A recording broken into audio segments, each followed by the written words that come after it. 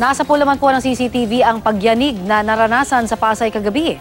At mga panggabing empleyado sa Makati City naglabasan naman sa opisina matapos maramdaman din ang lindol. Balitang hatid ni Von Aquino.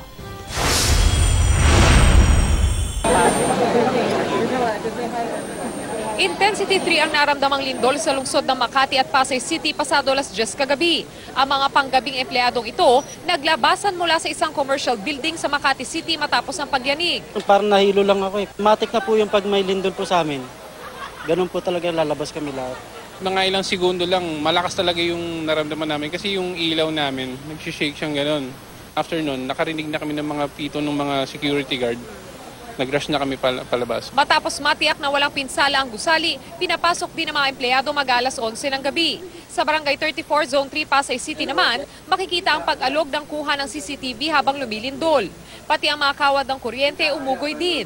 Ang mga residente takot na naglabasan ng kanilang mga bahay. Akala ko lang po nahihilo ko. Yung pala lakas na po nung yugyog. Umilindol na po pala. Von Aquino, GMA News.